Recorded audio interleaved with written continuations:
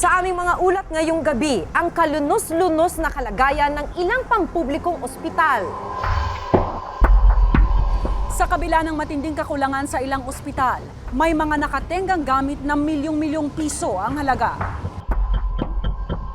At sa report ni Jiggy Manikad na kasalukuyang on assignment, ang mga panganib dulot ng mga motorsiklo de peligro. Tutukan ng mas malawak na paglalantad ang mga issue at kontrobersya dito sa Reporter's Notebook.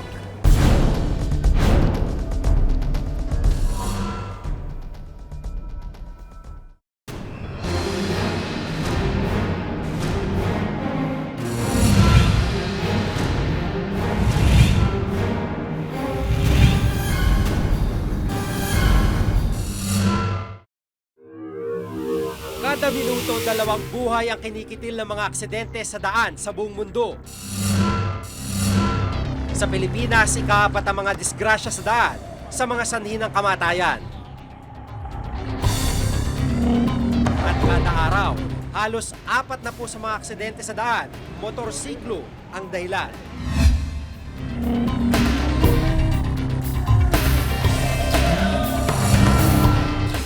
Minsan nang humarurot ang motor ni Jose Villanueva sa daan. Pero hindi niya akalain noon na makikiangkas si kamatayan. Ayun, nung bumabiyahe kami sa C5, madaling araw nga bandang alas 4, hindi ko in-expected na abutin ako ng truck. Kasi nga, pagtingin ko sa side mirror ko, ng bandang left, madilim kasi. 3 raw sila noong sakay ng motor. Wala ni isa sa kanila ang may suot na helmet. Dahil sa aksidente, biyak ang kanyang bungo, bali ang tadyang at ngayon, hirap na siyang ikilos ang katawan. Ang kinakasamang si Evelyn at 2 taong gulang na anak nitong si Alona May, agad binawian ng buhay. Nakaligtas man, habang buhay daw niyang dadali sa kalooban ang mabigat na pangyayari. Sa nakalipas sa 5 taon, halos dumoble ang bilang ng mga naaksidenteng motorsiklo sa Metro Manila. 2 sa 10 na aksidenteng may kinalaman sa motor. Hindi na umaabot sa ospital ng buhay.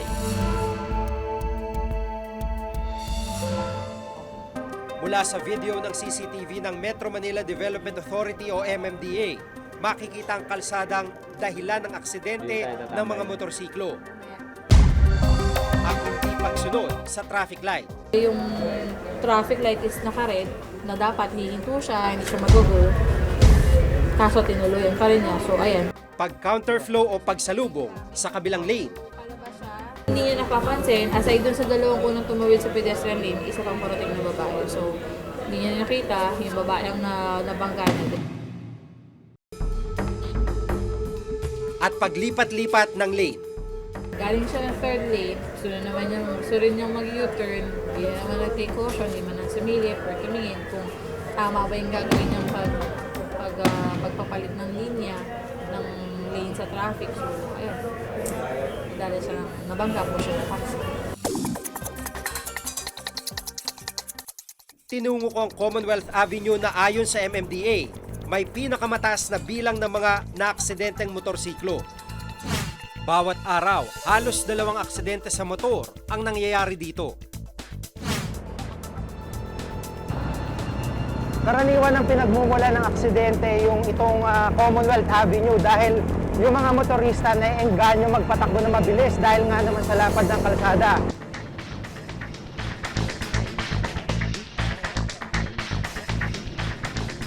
Pero anumang lapad ng kalsadang ito, tila masikip pa rin para sa mga nagmamaneho ng motorsiklo. Ang problema sa mga nagmumotor, wala talaga silang mga lanes na para sa kanila. So, anong nangyayari, kahit nandun ka sa safely, pag minsan nagigit-git ka pa. Kaya naman pagsingit sa kalsada nagiging tugon ng mga motorsiklo. Pag kumanan ka, tatamaan mo itong mga bus tulad nito, makikita nyo kung gaano kahirap.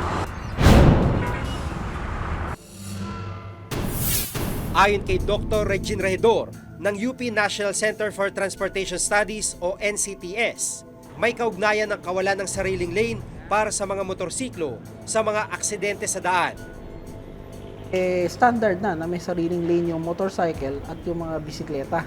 Sila yung nagsishare kasi parehong tigda dalawang gulong. Hindi sila kasing vulnerable ng katulad sa sitwasyon natin dito na ang mas marami pa rin sa daan ay yung mga mas malalaking sasakyan.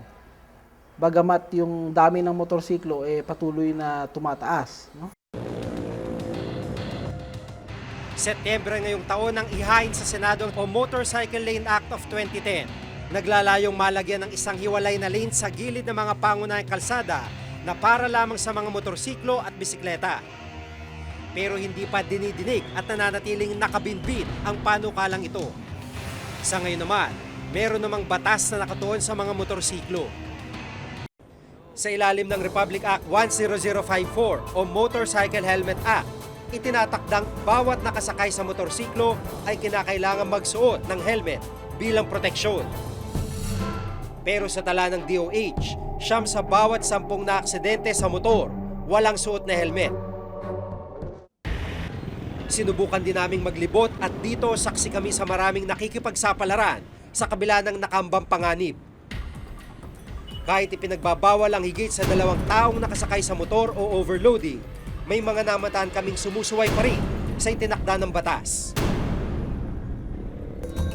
Umaabot na ngayon sa halos 4 na milyon ng mga motor sa buong bansa. Masyadong dumami na yung motorsiklo, no? Lalong-lalo na sa Metro Manila. And isa sa mga posibleng problema dyan is we are not ready for this ganito karaming motorsiklo. Madaling maniuhin at mas mura kaysa kotse ang mga bentay kasi ng motorsiklo. Pero kalakip daw nito ang mas iba yung pag-iingat. Sa kasalukuyan, mapaandar lamang ang motorsiklo sa test drive ng Land Transportation Office. Maaari ka nang mabigyan ng lisensya. Wala kasing mandatory na training. Kung titingnan mo yung batas natin, wala namang sinasabi sa batas na kailangan umattend ka ng isang eskwelahan or training program para bago ka magmaneho o bago ka sumakay ng motorsiklo. Ang mga vehicles kasi hindi naman siya usually yung talagang cause ng aksidente. Pag tiningnan natin yung aksidente, marami talaga driver o kaya rider error. Bakit? Dahil siguro kulang sila sa skills, kulang sila sa experience. Kaya kami sa office namin, palagi kami nagsaseminar, nag-outreach program para maturuan, ma-train o ma-educate lahat ng mga motorcycle riders. Metro Manila, iniisip namin makikipag-coordinate kami sa mga LGUs, sa mayors. Kaya panukala ng NCTS magkaroon ng mandatory training na magtuturo sa mga nagmamaneho ng motorsiklo ng mga batas trapiko.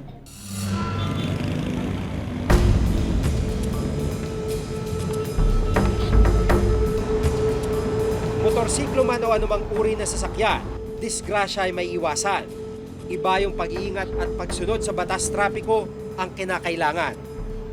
Dahil ang minsang pakikipagsapalaran, maaring buhay ang maging kabayaran. Ako si Jigo Manicad at ito ang nakatala sa aking Reporter's Notebook. For the very poor, the poorest of the poor, yes. But for those who are not, for those who can afford to pay, dapat naman magbayad sila. Ano yung natatanggap ninyong mga gamit? Kung kailangan nyo na ng gamot, kailangan nyo na ng gamit, may natatanggap ba kayo mula dun sa ospital? Swero. Nagsuswero po siya kung bibili niya. Wala man din eh.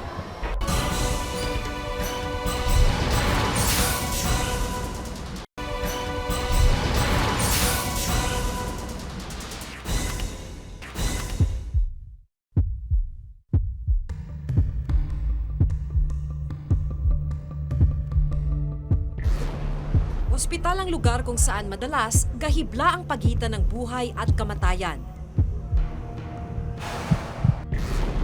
Bawat segundo, kritikal sa pagsagip ng nag-aagaw hininga. Lumang problema na kung ituring pero tila na pag-iiwanan pa rin daw ang ating mga pampublikong ospital kung kalidad ng serbisyo ang pag-usapan. Minsan ang naiulat sa programang Jessica Soho Reports ang nakakaawang kalagayan ng ospital na ito sa Leyte, ang Eastern Visayas Regional Medical Center o EVRMC, minsang tinawag na Mona Lisa Hospital.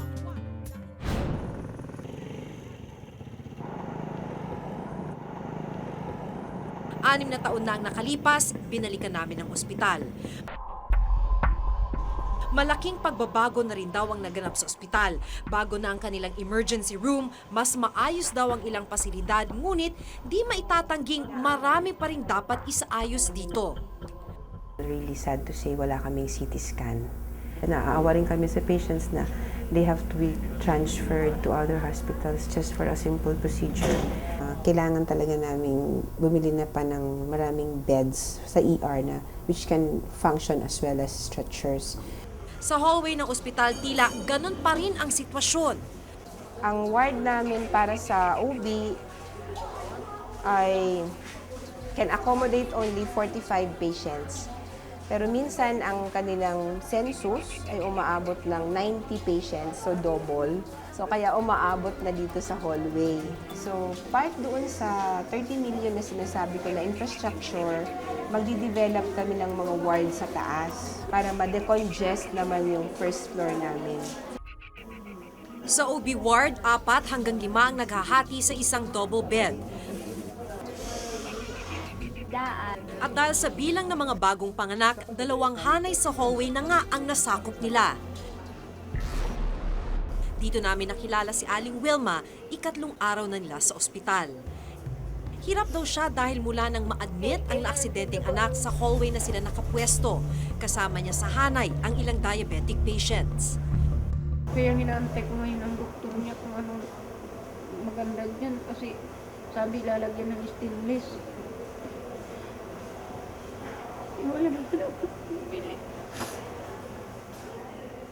Resiminto yata yan. Bit-bit din nila ang sarili nilang folding bed. Si mahal daw, 600 yung ano, sa kwarto. 600. Hindi namin tayo magbayad yan. Meron naman daw bakanting kwarto, ngunit semi-private ang mga ito, kaya nagtitiis na lamang sila dito. 700 ang bilang ng mga pampublikong ospital sa bansa at marami sa kanila ang may mga semi-private rooms tulad na rin ng EVRMC. Dati kasi 80% ng mga bed capacities ng ating mga ospital ay para sa mga charity patients o service patients. Ngayon, napakalaki na ng bahagi ng mga porsyento ng mga beds ng mga ospital ngayon ay napupunta sa pay patients. Noong 1999, inilunsad ng DOH ang Health Sector Reform Agenda na naglalayong paunlarin ang health services sa bansa. Pinayagan ng mga ospital na pumasok sa mga income-generating projects, kabilang na ang mga pay wards.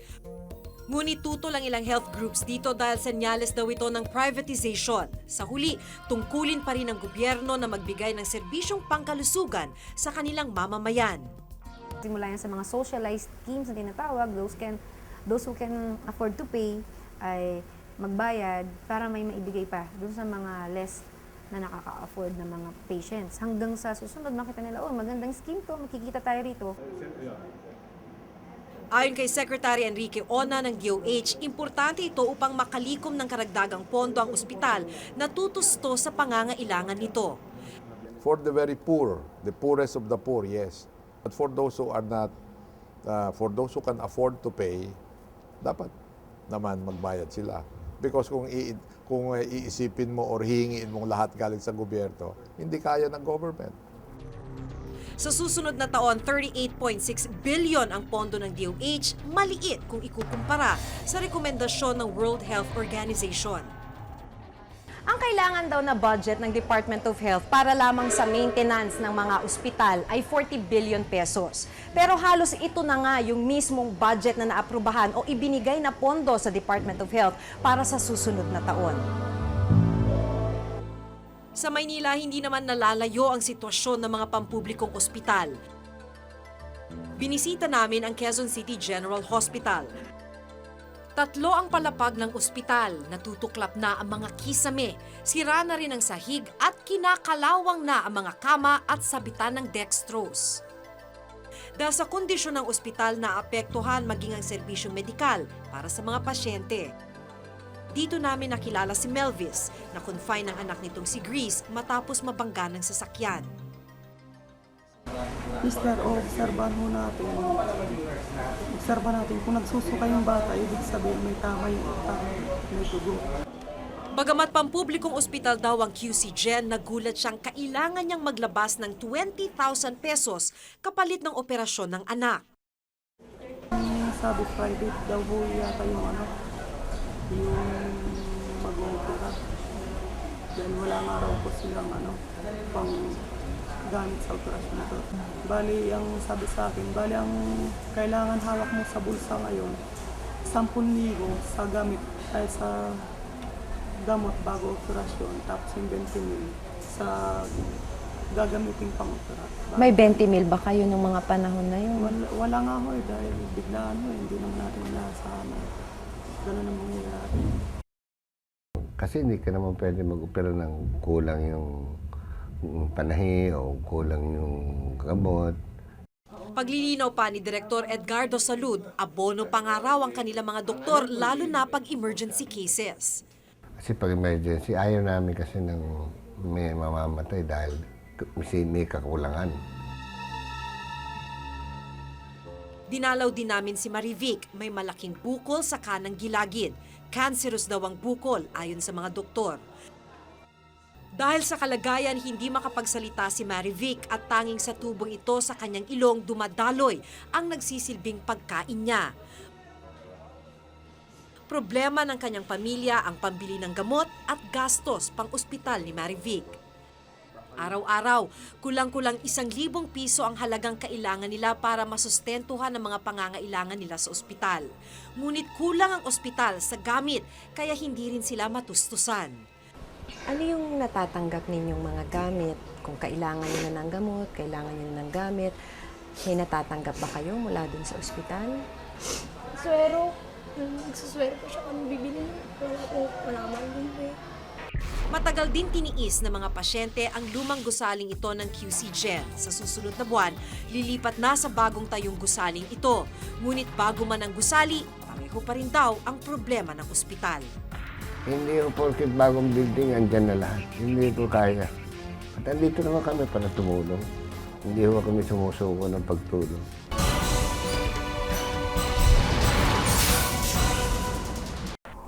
Anim na palapag sana ang ginagawang gusaling ito ng Amang Rodriguez. Natenga kasi yung konstruksyon ng ilang palapag dahil sa kawalan ng pondo. 400 pasyente sana ang makikinabang dito pero sa ngayon, nagtitiis at nagsisiksikan na lamang sila sa mga pasilyo ng ospital.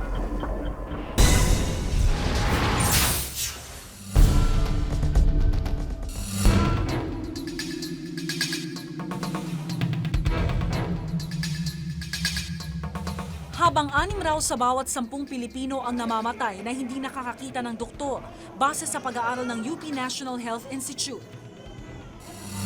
Milyong pisong halaga naman daw ng mga hospital equipment and buildings ang sa kasalukuyan ay nasasayang o hindi napakikinabangan ayon mismo sa Commission on Audit.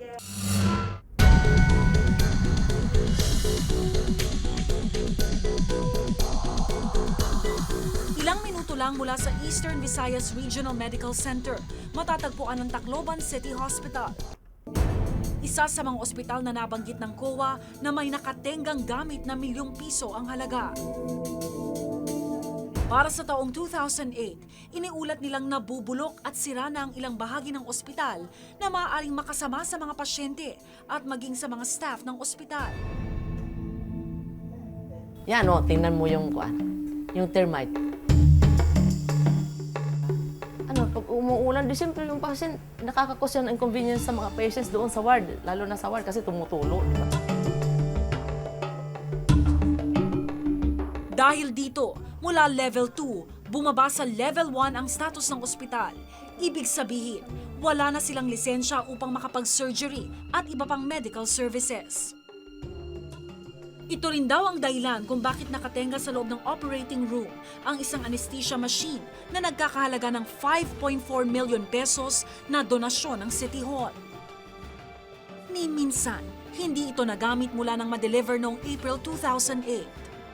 Mabalik na po ang level namin, na papayag na po ang Department of Health na mag-opera kami, ibig sabihin, ma-upgrade na po kami kasi makakomply na kami sa requirements, saka na po magagamit ang machine. Sa 2009 report naman ng COA para sa Department of Health o DOH, umaabot sa mahigit 100 milyong piso ang halaga ng mga gamit, gusali at pasilidad ang nakatenga o hindi pa tapos hanggang sa kasalukuyan. Maaari na itong makabili ng 24 na anesthesia machines o makapagpatayo ng 2 hospital buildings o kaya naman ay makapagsalba ng buhay ng mga kapuspalad na pasyente. 4 sa mga ospital ang matatagpuan sa NCR, habang ang iba ay sa Luzon, Socsargen at Caraga Region. Binisita namin ang ilan sa mga ospital na nabanggit sa report. Isa ang Amang Rodriguez Memorial Medical Center. Sa umano'y may nakatenggang building na nagkakahalaga ng halos 32 milyon. Ayon kay Director Ricardo Lustre, hindi magamit ang gusali dahil kulang na raw ito sa pondo. Kailan ho ba dapat natapos itong OPD building? They should have been finished or natapos dapat yan noong the year 2000. Kaya lang, 10 years ago? Yes, oo. Ano ang nangyari? Medyo kulang kasi ng funding source. Pansamantala nilang ginagamit bilang tanggapan ng unang palapag ng gusali. Bukod dito, hindi pa rin tapos sa kasalukuyan ang main building ng ospital. 6 na palapag sana ang ginagawang gusaling ito ng Amang Rodriguez. Natenga kasi yung konstruksyon ng ilang palapag dahil sa kawalan ng pondo. 400 pasyente sana ang makikinabang dito pero sa ngayon, nagtitiis at nagsisiksikan na lamang sila sa mga pasilyo ng ospital. Ang nagagamit namin sa ngayon, yung basement, ground floor at saka yung second floor. Para po sa? Para sa ating mga pasyente. Ang Research Institute of Tropical Medicine o RITM, tanging ospital na gumagawa ng iba't ibang uri ng bakuna sa bansa, napansin din sa report ng COA. Halos 58 million pesos daw na mga gamit paggawa ng bakuna ang hindi umano napakinabangan. Sa katunayan, 1995 pa nang bilhin ang mga kagamitang ito, ngunit hindi ito nagamit kahit minsan. Ang dating bumili niyan is actually hindi naman Research Institute for Tropical Medicine, kundi yung Biological Production Service na nung year 2000, na-merge with RITM. With the merger, napasama yung unutilized equipment na yan. Dagdag pa ni Villarico, matagal na raw silang nagre-request ng budget para magamit na ang mga equipment, ngunit hindi pa sila nabibigyan sa kasalukuyan. Kahit man gustuhin man namin na magamit kaagad yan, kung wala pa namang pera para sa facility, ay hindi pa naman namin ipuput up yung mga equipment na yan.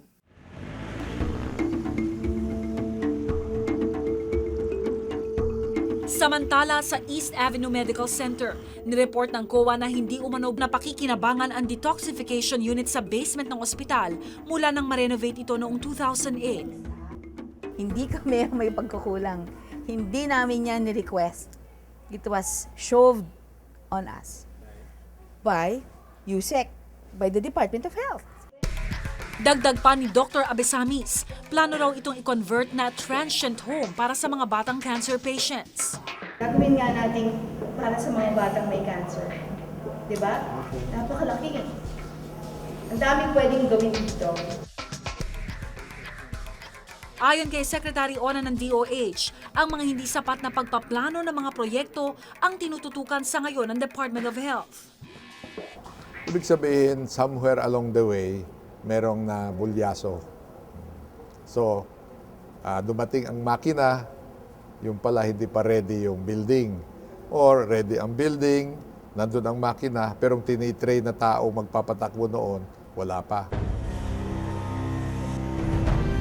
Sa kalagayan ng mga pampublikong ospital sa bansa, nakapanghihinayang ang 100 milyong pisong halagang tila na uwi lamang sa wala. Dahil kung kaba ng bayan ang pinagkunan, mga mamamayan din ang dapat makinabang. Ako si Rhea Santos at ito ang nakatala sa aming Reporter's Notebook.